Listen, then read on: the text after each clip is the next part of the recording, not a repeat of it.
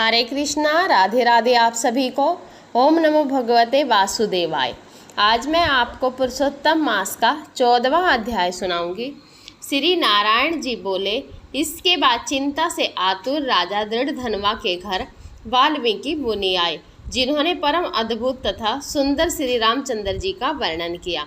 राजा दृढ़धनवा से ही वाल्मीकि मुनि को आते हुए देखकर घबराहट के साथ जल्दी से उठकर भक्ति युक्त हो उनके चरणों में दंडवत प्रणाम किया। भली भांति पूजा कर उत्तम आसन पर ऋषि को बैठाकर उनके चरणों को गोद में लेकर दोनों हाथों से धोया और उस चरणोदक को बड़े हर्ष के साथ सिर से धारण कर सूक पक्षी की बात स्मरण करता हुआ राजा दृढ़धनवा ने मधुर वचन से ये कहा। दृढ़धनवा बोला, हे भगवान, इस समय मैं कृतकृत्य हूँ, भाग्यवान हूँ, मेरा जन्म सफल हुआ है। हे प्रभु, आज मेरा मनोरथ पूर्ण हुआ। आज आपके प्रत्यक्ष दर्शन से शास्त्रदिकों के यथार्थ यज्ञ का अर्थ का ज्ञान सफल हुआ। हे जगत के पावन करने वालों को पावन करने वाले, आज मैं अपने भाग्य का क्या वर्णन करूं। श्री नारायण बोले, इस तरह वाल्मीकि मुनि को कहकर वह राजा मौन हो गए। बाद में वाल्मीकि मुनि उस राजा को विनय युक्त देखकर बड़े प्रसन्न हुए और जनता को आनंदित करते हुए बोले। वाल्मीकि मुनि बोले, हे नृप श्रेष्ठ, ठीक है, तुम में उक्त प्रकार की सब बातों का होना संभव है। हे राजन, तुम चिंता से आतुर क्यों हैं? सो सब मन की बात कहो। ऐसा मालूम पड़ता है कि तुम्हारी कुछ कहने की इच्छा है, इसलिए हे महामते उसे कहो। राजा दृढ़धनवा बोला, आपके चरण कमल की कृपा से हमेशा सुख है, परंतु हे विद्वान, हमारे हृदय में एक बड़ा संदेह है। वन में होने वाले सूक पक्षी के मुख से निकले हुए बाण के समान उस वचन को दूर करें। किस समय मैं शिकार खेलने के लिए गहन वन में निकल गया, वहां भ्रमण करता हुआ एक तालाब देखा, उसका जल पिया, बाद में थकावट दूर करने के लिए एक बड़े वट वृक्ष के नीचे बैठ गया। अत्यंत घनी तथा सुंदर छाया वाले और मन एवं नेत्र को आनंद देने वाले उस वृक्ष पर बैठे हुए सुंदर सुख पक्षी को देखा। जब उस सुख पक्षी पर हमारी दृष्टि गई, तब उसने हमारे सम्मुख होकर एक श्लोक पढ़ा। इस पृथ्वी पर विद्यमान अतुल सुख को देखकर तू तत्व का चिंतन नहीं करता है तो इस संसार के पार कैसे जाएगा। मैं इस प्रकार सुख पक्षी के वचन को सुनकर विस्मित हो गया। हे ब्राह्मण, मैं नहीं जानता कि उस सुख पक्षी ने क्या कहा। इस हमारे हृदय के संदेह को आप दूर करने के योग्य हैं। हमारा राज्य सुख तथा सुंदर 4 पुत्र, सुंदर पतिव्रता स्त्री, हाथी घोड़ा, रतन सेना। हे ब्राह्मण, ये सब अतुल समृद्धि इस समय हमें किस पुण्य से प्राप्त हैं? यह सब विचार कर संक्षेप में कहने के आप योग्य हैं। राजा दृढ़धनवा के वचन को वाल्मीकि मुनि सुनकर प्राणायाम कर एक मुहूर्त तक ध्यान में मगन हो। हाथ में रखे हुए आंवला के फल के समान विश्वा संसार के भूत, भविष्यत और वर्तमान विषय हैं, उनको हृदय में समाधि के बल से जानकर और निश्चय कर राजा से बोले। वाल्मीकि मुनि बोले, हे राजाओं में श्रेष्ठ, अपने पूर्व जन्म का चरित्र तुम सुनो।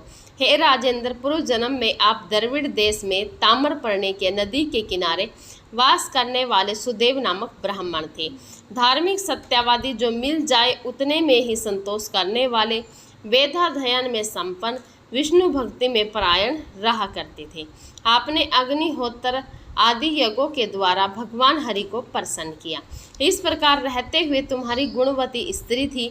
वह गौतम ऋषि की सुंदर कन्या गौतमी नामक से प्रसिद्ध शंकर की सेवा में तत्पर पार्वती के समान तुम्हारी प्रेम से सेवा करती थी। गृहस्थ आश्रम धर्म में धर्म पूर्वक वास करते बहुत समय बीत गया, परंतु तुम्हें कोई संतान नहीं हुई।